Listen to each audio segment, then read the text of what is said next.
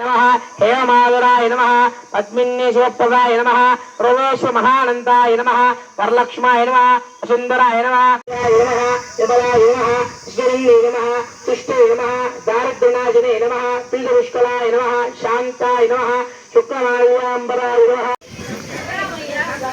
गौरामयनामदेश्य सुरेशनामदेश्य नागराजनामदेश्य राम रघुनंदन राम राम श्री राम राम भरतार्कज राम राम श्री राम राम भगत्कश राम नाय नमः भुवनेश्वरी नमः श्री महालक्ष्मी देवताभ्यो नमो नमः अंदर नमस्ते सर्वमाता हरे दर्शित नामदेश्य नामदेश्य अस्माकं सह कुटुंबानां गोत्रोद्भवस्य नामदेश्य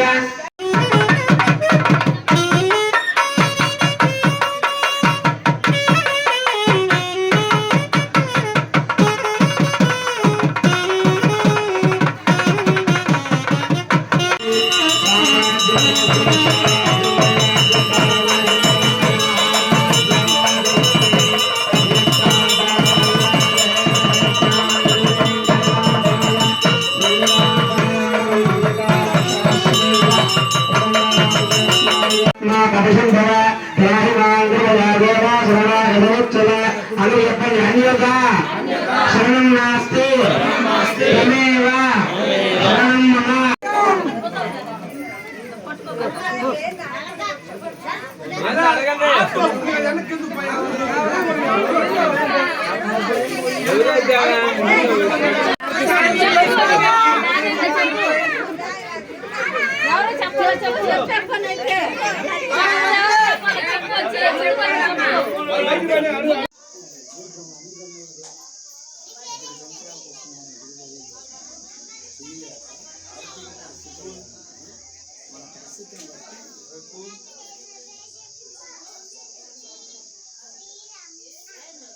నమస్కారాలు.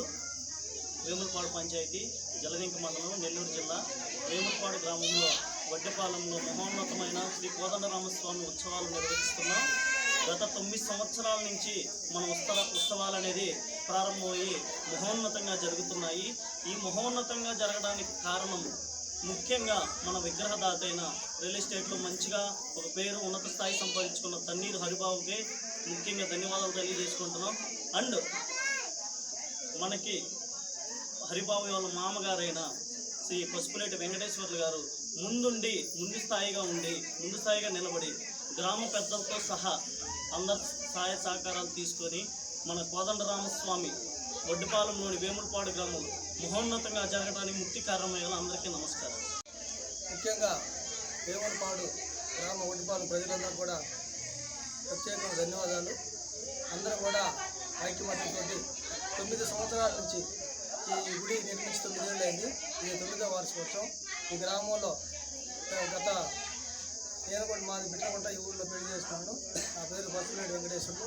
40 సంవత్సరాలు ఈ ఊరికి వచ్చి పెద్దవాళ్ళు కూడా చాలా ప్రయత్నం చేశారు.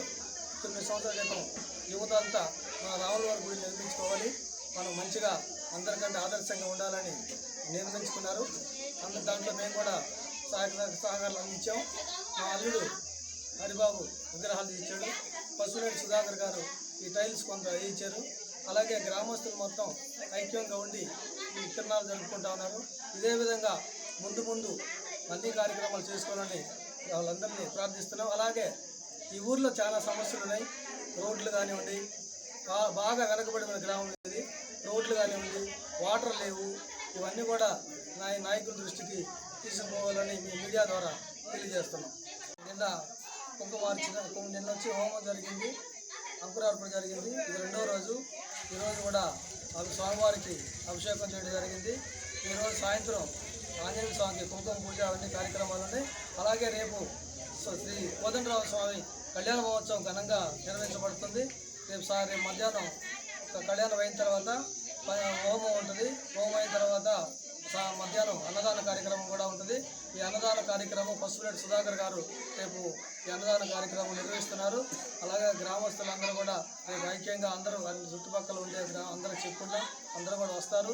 భారీగా జనసందోహంలో రాముల కళ్యాణం మేము రేపు నిర్వహించబడుతున్నాం. అలాగే సాయంత్రం కోలాట బృందాలతోటి కోలాటం మరియు ఊరేగింపు ఈ గ్రామంలో జరుగుతుంది. గ్రామస్తులందరూ కూడా చాలా ఉత్సాహంతో వరంగల్లో ఉండేవాళ్ళు, హైదరాబాద్ ఉండేవాళ్ళు, నలుమూలల నుంచి ఇక్కడికి అందరూ రావడం జరిగింది. రాబోయే రోజుల్లో కూడా మేము మా గ్రామస్తులందరికీ కోరుతున్నాం, అందరూ కూడా మంచిగా చేసుకొని ఈ 9వ వార్షికోత్సవం దిగ్విజయంగా ముగిస్తారని కోరుకుంటున్నాం.